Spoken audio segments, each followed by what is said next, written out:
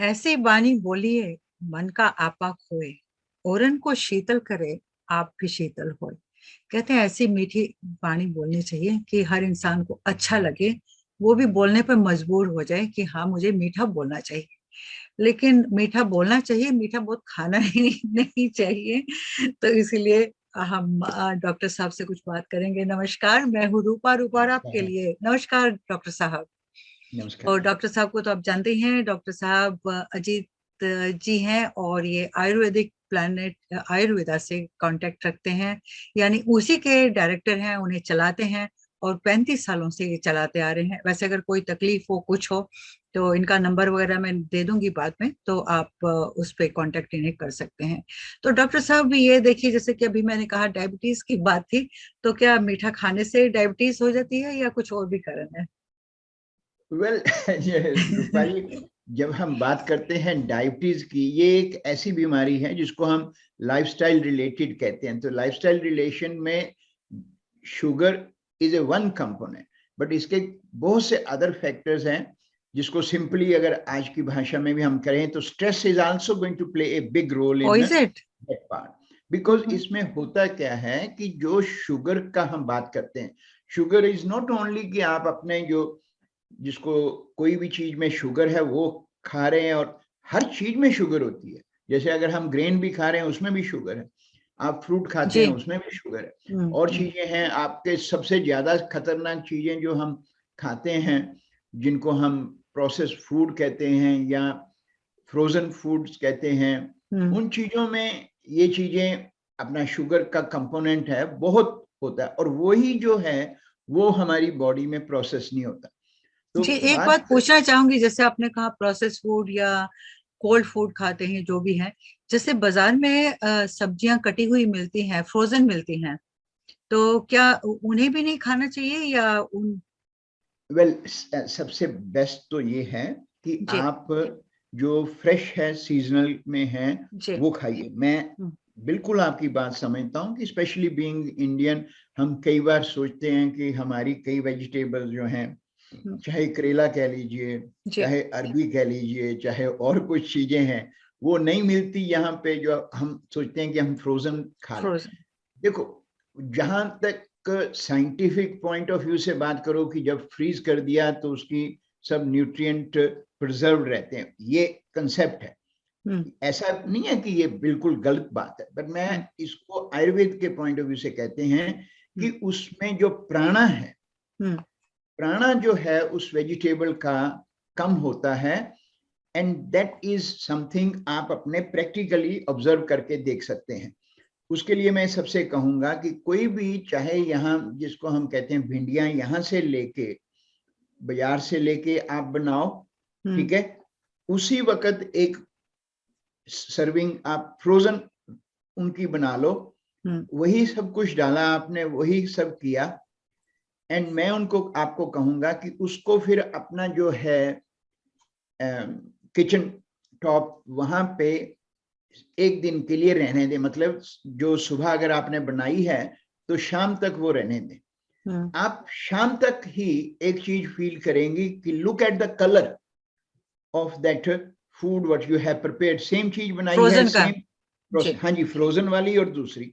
और हम्म। जो फ्रोजन वाली वेजिटेबल है वो एकदम से आपकी जो काले रंग में चली जाएगी, और जो भिंडियों की जो शेप है या उनका जो बॉडी मेकअप है वो जिसको कहते हैं कि मुरझा जाएगा, ठीक है, विल स्टार्ट डाइंग।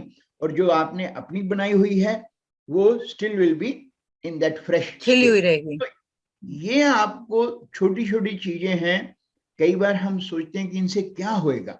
हम्म। यही प्रॉब्लम है कि हम बीमारी की चीज को समझते हैं कि कुछ ऐसे ही आ जाती है, पर आयुर्वेद कहता है कि ये बीमारी एकदम से नहीं आती। इसका लेयर बाय लेयर, छोटा छोटा छोटा छोटा जब हम बिल्टअप करते हैं, that's where the problem comes up. तो इस कारण से हम ये चीजें कहते हैं कि आपको जो भी खाना है फ्रेश खाओ, लाइव खाओ तो ज्यादा बेटर है। यस, कभी ना कभी ऐसे सर्कमस्टांसेस बन जाते हैं कि आपको वंस ए वाइल कोई ऐसी चीज खानी पड़ती है। उसके लिए कोई ऐसा बुरा नहीं है, हमें रिजिड नहीं होना है, हमें अवेयर होना। दैट्स व्हाट आयुर्वेदा से टू अस। जी। तो coming back to the sugar. Diabetes issue बात जी। कर रही हैं आप, ये एक सबसे बड़ी बीमारी है आजकल के टाइम में हमारी, स्पेशली अपनी इंडियन कम्युनिटी में, वैसे तो ये सब में है।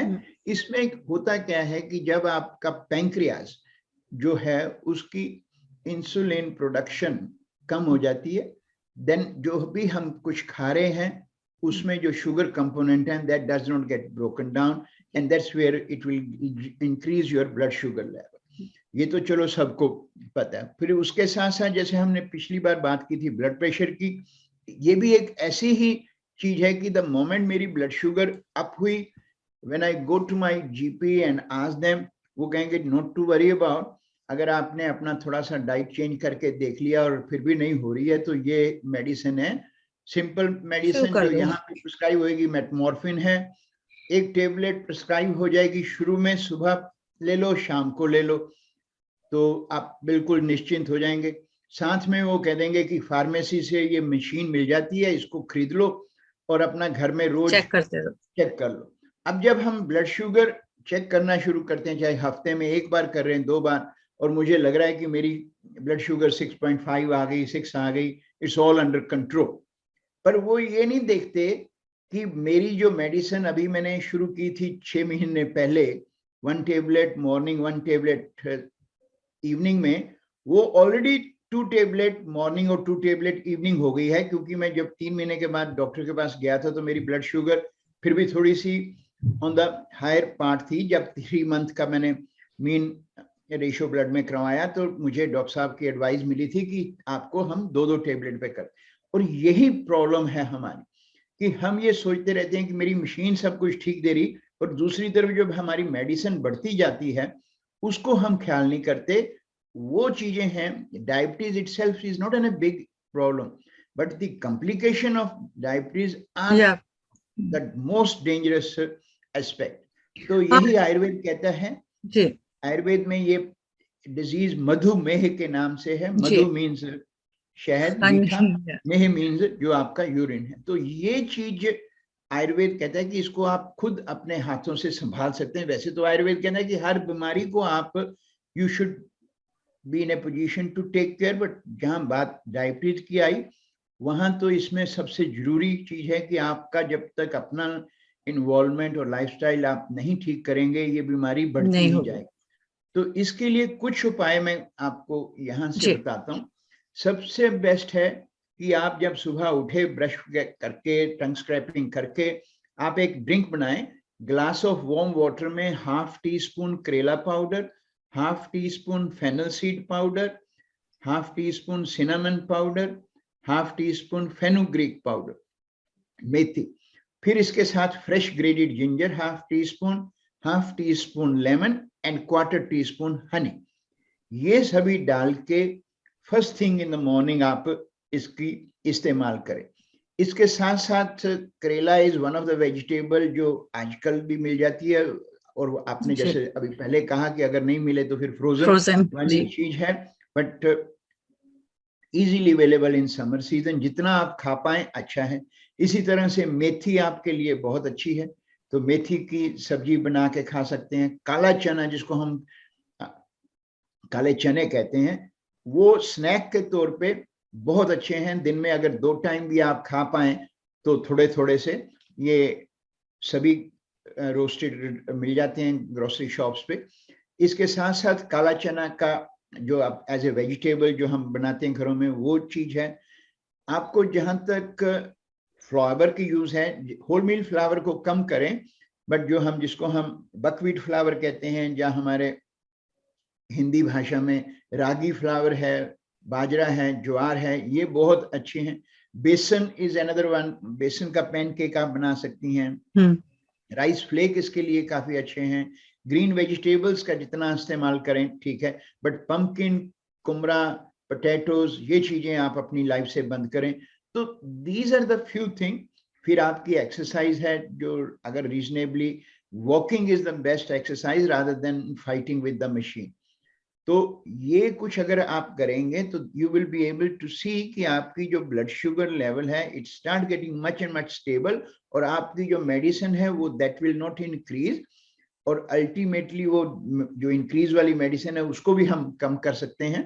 पर वही बात है कि अगर तो किसी की डायबिटीज काफी 10 साल से 15 साल से and they are suffering from this problem, they should definitely come and get an detailed advice, और उसमें प्रोग्राम पे। पर वही बात है कि एडवाइस लेने का आयुर्वेद की का कोई फायदा नहीं अगर आप उसको इम्प्लीमेंट नहीं करना चाहते। फॉलो नहीं करेंगे। अगर आप सोचते हैं कि you want to play a role in your wellbeing, then Ayurveda is for you.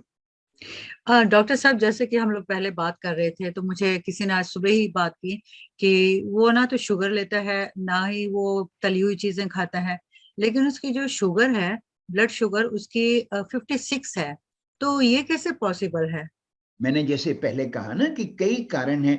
अगर उनका कोई ना कोई फैक्टर, मेंटल काइंड और इमोशनल फैक्टर है, स्ट्रेस है, एंजाइटी है, some kind of worries going on in their life, and then अगर वो दूसरा फैक्टर है कि अगर वो बहुत ज्यादा सैलड वगैरह खाते हैं, तो वो भी can lead to an this factor कि अच्छा। आपका जो भी फूड खा रहे हो मेटाबोलाइज नहीं होएगा, and that can impact on your pancreas. क्योंकि जो ऑर्गन्स हैं उनका हेल्दी रहना बहुत जरूरी है। यस, वो इंसुलिन तो प्रोड्यूस कर रहे हैं पैंक्रियास का काम, पर अगर वो किसी कारण से और कारणों से वो उनका वो ऑर्गन का फंक्शन कम हो गया, स्लगिश हो गया, इम्पेयर्ड हो गया, that also can impact the blood sugar. तो ये सब फैक्टर्स हैं, that is why we say कि lifestyle factors are very important, और उसमें डाइट तो एक वन कंपोनेंट है, then your mental, emotional activities, workplace, home, all play a big role. क्या बात है। तो जाते जाते कोई खास टिप देके जाइए हमारे जिनको शुगर है उनके लिए, कि एक Well, ऐसा क्या sugar, काम करें। जी, जी, मैंने कहा एक ऐसा क्या काम करें जिसे वो वाकई फॉलो कर सकें।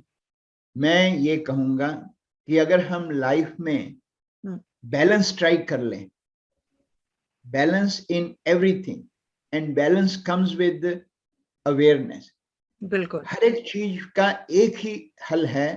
हर एक चीज में अगर हम बैलेंस लेके चलें जिंदगी में, चाहे वर्क है, चाहे फैमिली है, चाहे हेल्थ है या अनवेलनेस है, try to strike balance. Don't be too rigid in anything, but be responsible for your own well-being by taking some care for yourself. जी, क्या बात है, बहुत खूब। बहुत बहुत धन्यवाद आपका, बहुत बहुत शुक्रिया, नमस्कार। Thank you.